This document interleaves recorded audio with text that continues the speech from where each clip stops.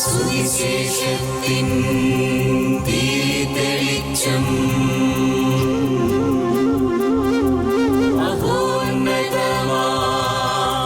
മഹോന്നതമാത്മാർപ്പണം വചനം സത്യം ജീവദായകം വചനം സത്യം ജീവദായകം വചനം സത്യം ജീവദായകം.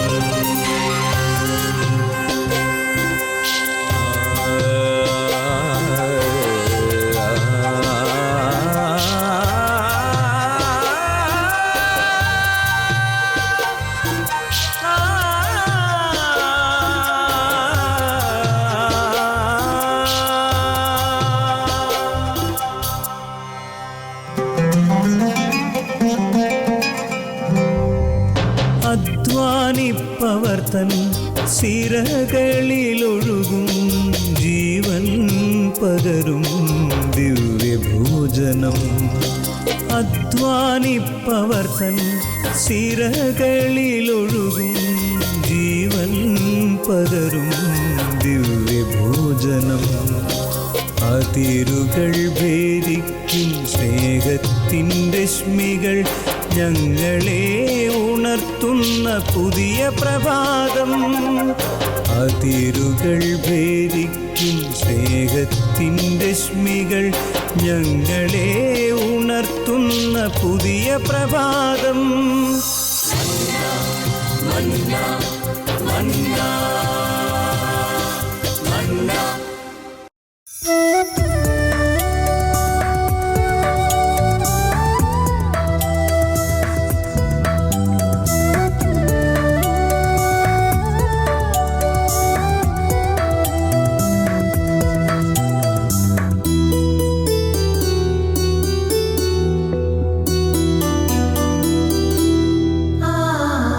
ഒരു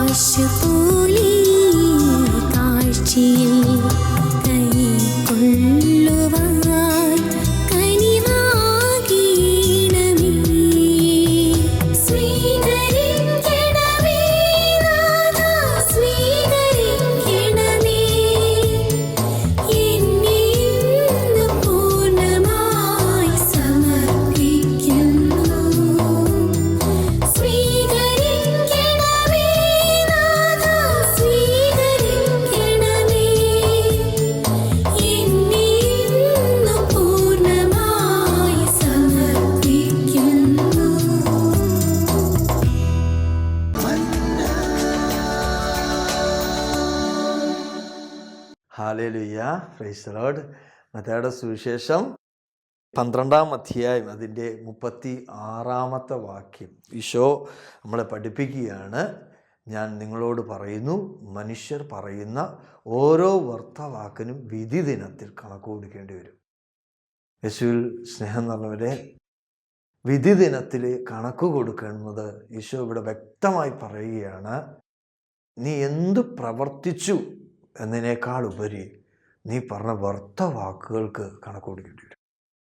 ഈശോ ഇത് പറയുന്ന പശ്ചാത്തലം, ഈശോയുടെ മുഖത്ത് നോക്കി അവർ പറഞ്ഞു, നിന്നിൽ പിശാചുണ്ട്, നീ പിശാചിലുള്ള തലവനായ ബെൽസബലിനെ കൊണ്ടാണ് ഇത് ചെയ്യുന്നത്. മുഖത്ത് നോക്കി തിന്മ വിളിച്ച് പറയുന്ന ചില മനുഷ്യർ നമ്മുടെ ഇടയിലുമുണ്ട്. അവർ സൂക്ഷിക്കണം, അവർ വളരെയേറെ സൂക്ഷിക്കണം. മുഖത്ത് നോക്കി തിന്മ വിളിച്ച് പറയുന്നവർ, ഇല്ലാത്ത കാര്യം മുഖത്ത് നോക്കി ഈശോയെക്കുറിച്ച് അവർ പറയുകയാണ്. ഈശോയിൽ തിന്മയുണ്ടെന്ന് അവർ ആരോപിച്ചു കഴിഞ്ഞപ്പോൾ ഈശോ അതെല്ലാം കേട്ടിട്ട് പറയുകയാണ്, മനുഷ്യപുത്രനെതിരായുള്ള പാപമൊക്കെ ക്ഷമിക്കപ്പെടും, പരിശുദ്ധാത്മാവിനെതിരായിട്ടുള്ള ദൂഷണം ക്ഷമിക്കപ്പെടുകയില്ല. മനുഷ്യർ പറയുന്ന ഓരോ വാക്കിനും വിധി ദിനത്തിൽ കണക്ക് കൊടുക്കേണ്ടി വരും. വാക്ക്, ഈ വാക്കിനകത്ത് വരുന്ന ഏതാനും ചില കാര്യങ്ങൾ, അതിൽ വളരെ പ്രധാനപ്പെട്ട ഒന്നാണ് കുറ്റം പറയുന്നത്. കുറ്റം പറയുക ഒരു വ്യർത്ഥതയാണ്. നമ്മൾ ആരെയാണെങ്കിലും നമ്മുടെ നാവെടുത്ത് നമ്മൾ പറയുന്ന കുറ്റപ്പെടുത്തലുകൾ വ്യർത്ഥതയാണ്. വിധി ദിവസം കണക്ക് കൊടുക്കേണ്ടി വരും. വ്യർത്ഥതയിൽപ്പെടുന്ന രണ്ടാമത്തെ കാര്യമാണ് പ്രിയപ്പെട്ടവരെ നുണ പറയുന്നത്. നുണ വികൃതമായ കറയാണ്. അത് ആത്മാവിനെ നശിപ്പിക്കും. നുണ പറയുന്ന നാവ് വിരുന്ന് മേശയിൽ പോലും വിശ്വസ്തനാകാൻ സാധിക്കുകയില്ല. നമുക്കറിയാം, ഈശോയുടെ ഒപ്പം ഇരുന്ന് അപ്പം ഭക്ഷിക്കുകയും അവിശ്വസ്തനായി പുറത്തു പോവുകയും ചെയ്ത യൂദാസിൻ്റെ സ്വഭാവം നുണ പറയുന്നതാണെന്ന് വചനം രേഖപ്പെടുത്തിയിരിക്കുക. ചെറിയ കാര്യങ്ങളിൽ നുണ പറയുന്നവരുണ്ട്, വലിയ കാര്യങ്ങൾക്ക് വേണ്ടി നുണ പറയുന്നവരുണ്ട്, തമാശയ്ക്ക് നുണ പറയുന്നവരുണ്ട്. പ്രാർത്ഥിക്കുന്നവർ നുണ പറഞ്ഞാലും പ്രാർത്ഥിക്കാത്തവർ നുണ പറഞ്ഞാലും, ചെറിയ നുണ പറഞ്ഞാലും വലിയ നുണ പറഞ്ഞാലും അത് ആത്മാവിനെ നശിപ്പിക്കുന്നതാണ്. അത് വ്യർത്ഥതയിൽപ്പെടുന്നതാണ്. വിധി ദിവസം നമ്മൾ കണക്ക് കൊടുക്കേണ്ടി വരും. വ്യർത്ഥതയിൽപ്പെടുന്ന മൂന്നാമത്തെ കാര്യം മുഖസ്തുതി പറയുന്നതാണ്. നമുക്കറിയാം, നമ്മളെ വേദനിപ്പിക്കുന്ന, കുറ്റം പറയുന്ന, നമ്മളെ പരിഹസിക്കുന്ന, നമ്മളെ അകറ്റി നിർത്തുന്നവരെ കുറിച്ചൊന്നും നമ്മൾ മുഖസ്തുതി പറയാറില്ല. നമ്മൾ മുഖസ്തുതി പറയുന്നത് നമ്മളോട് പ്രീതിയുള്ള, നമ്മളോട് സ്നേഹമുള്ള, നമ്മളോട് സഹിഷ്ണുത കാണിക്കുന്ന, നമ്മളോട് അനുകമ്പയുള്ളവരെ കുറിച്ച് നമ്മൾ മുഖസ്തുതി പറയും.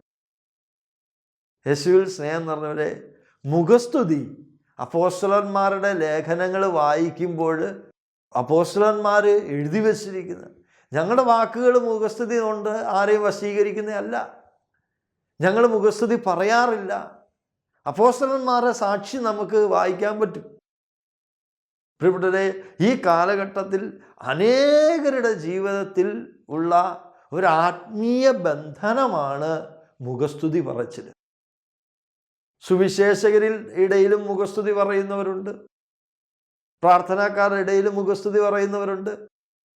പ്രിയപ്പെട്ടവരെ, മുഖസ്തുതി നമ്മളെ വിധി ദിനത്തിൽ കണക്ക് കൊടുക്കേണ്ടവരാക്കി മാറ്റും.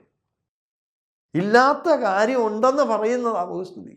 പ്രിയപ്പെട്ടവരെ, നമ്മുടെ ജീവിതത്തിൽ മുഖസ്തുതിക്ക് സ്ഥാനം കൊടുക്കരുത്. ഉള്ളതുപോലെ പറയാൻ നമ്മൾ ശീലിക്കണം. അതിനു വേണ്ടി പരിശ്രമിക്കണം. ഉള്ളതുപോലെ നമ്മൾ സംസാരിക്കാവൂ. ഉള്ളതിലധികം മേന്മ നമ്മൾ ഭവിക്കരുത്. അപ്പോൾ കർത്താവിൻ്റെ വിധി ദിനത്തിൽ കണക്ക് കൊടുക്കേണ്ട മേഖലകൾ നമ്മൾ കുറ്റം പറയുക, നുണ പറയുക, മുഖസ്തുതി പറയുക, വീണ്ടും ശാപവാക്കുകൾ ഉച്ചരിക്കുക. ശാപവാക്കുകൾ പറയുന്നവർ തീർച്ചയായും വിധി ദിനത്തിൽ കണക്ക് കൊടുക്കേണ്ടി വരും. എന്ത് കാരണത്താലാണ്? ആരെ നോക്കി നമ്മൾ ശപിക്കാൻ പാടില്ല. ആരെങ്കിലുമൊക്കെ ശപിച്ചിട്ടുള്ളവർ ആത്മാർത്ഥമായിട്ട് അനുദപിക്കണം. ചിലപ്പോൾ ഭാര്യ ഭർത്താവിനെ ശപിക്കും, ഭർത്താവ് ഭാര്യയെ ശപിക്കും, ചിലപ്പോൾ മാതാപിതാക്കൾ മക്കളെ ശപിക്കും. അപ്പോൾ മക്കൾ ചിലപ്പോൾ മാതാപിതാക്കളെ ശപിക്കും. അപ്പോൾ അല്ലെങ്കിൽ നമ്മളെ വേദനിപ്പിക്കുന്ന, നമ്മളോട് മോശമായി സംസാരിക്കുന്നവരെയൊക്കെ നമ്മൾ പെട്ടെന്ന് എടുത്തു പറഞ്ഞ് ശപിക്കാറുണ്ട്. നമുക്ക് പ്രീതിയില്ലാത്തവരുമായിട്ട് വാക്ക് തർക്കത്തിൽ ഏർപ്പെടുമ്പോൾ നമ്മൾ ചില ശാപവാക്കുകൾ ഉച്ചരിക്കാറുണ്ട്. പ്രിയപ്പെട്ടവരെ, ഈ ശാപവാക്ക് വിധി ദിവസം കണക്ക് കൊടുക്കേണ്ടി വരുന്ന ഒന്നാണ്.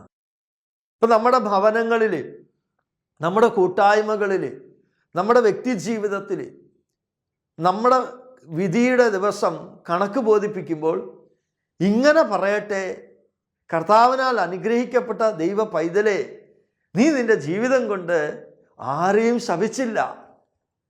നീ നിൻ്റെ ജീവിതം കൊണ്ട് നിന്നെ നിന്ദിച്ചവരെയും അപമാനിച്ചവരെയും നിന്നെ പരിഹസിച്ചവരെയും പുച്ഛിച്ചവരെയും നിന്നെ ഒറ്റപ്പെടുത്തിയവരെയും നീ അനുഗ്രഹിച്ചു. നിന്നെ വേദനിപ്പിച്ചവർക്ക് വേണ്ടി നീ കണ്ണീരോടെ പ്രാർത്ഥിച്ചു. നിന്നെ തഴഞ്ഞവർക്ക് വേണ്ടി നീ കരമുയർത്തി അവരുടെ മേൽ ആത്മാവ് വർഷിക്കപ്പെടുവാൻ അവർക്ക് വേണ്ടി നീ പ്രാർത്ഥിച്ചു.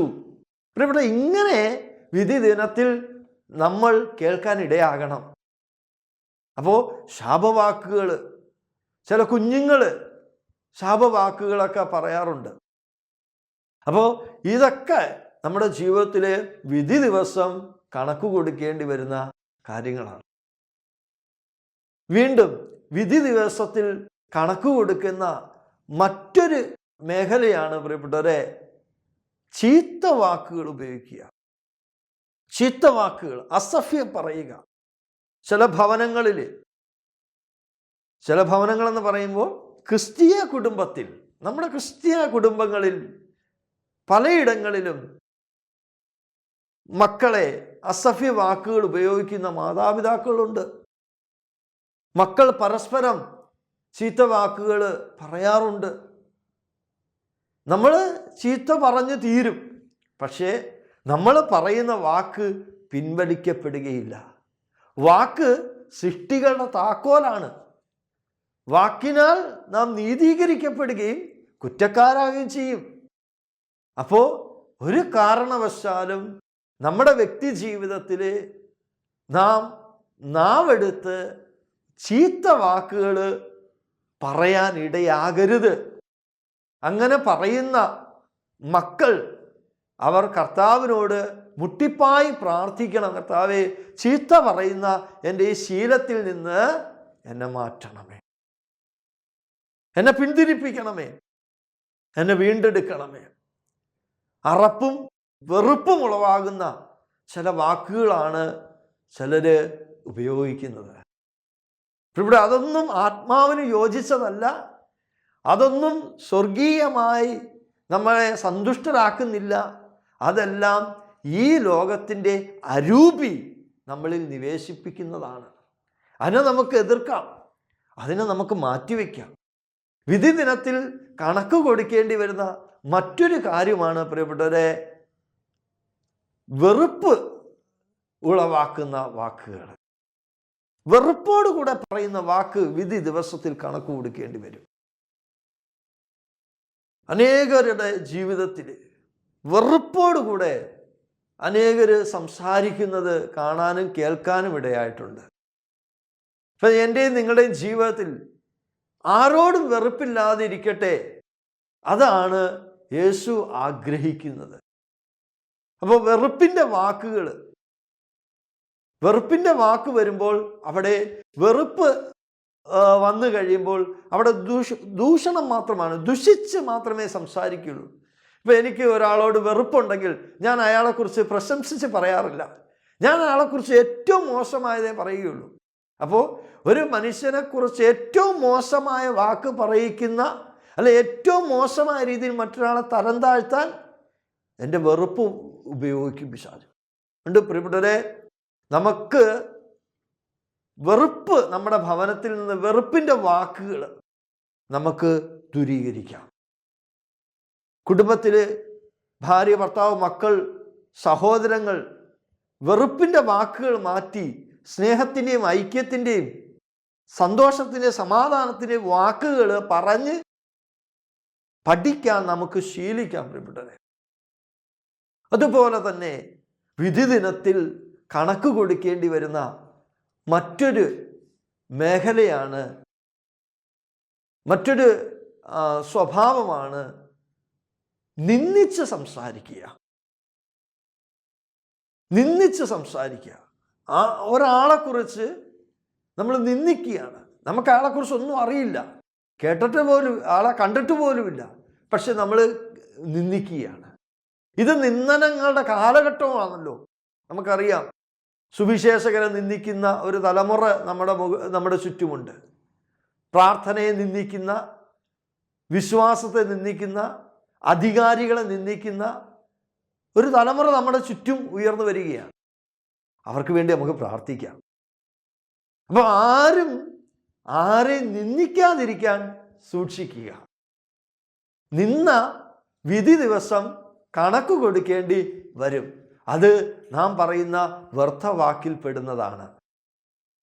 അതുപോലെ തന്നെ വ്യർത്ഥവാക്കിൽ പെടുന്ന മറ്റൊരു കാര്യമാണ് അസൂയയുടെ വാക്കുകൾ.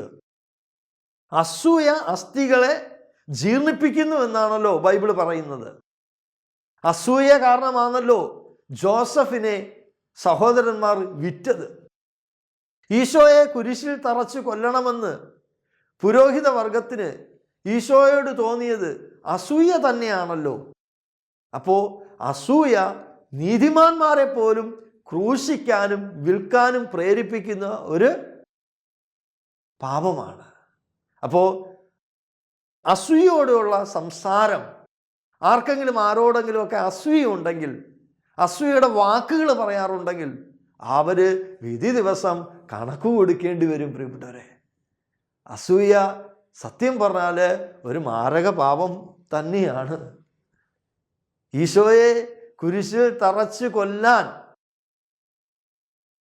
അവരെ പ്രേരിപ്പിച്ചത് എന്താണെന്ന് യോഹന്നാൻ ശ്ലീഹ എഴുതി വച്ചിരിക്കുകയാണ്. അവർക്ക് അവനോട് അസൂയ തോന്നി. കണ്ടോ, അസൂയ തോന്നി. എൻ്റെ പ്രിയപ്പെട്ടവരെ, ഈ അസൂയയുടെ വാക്കുകൾ നമ്മൾ പറയാതിരിക്കാൻ ശീലിക്കാം.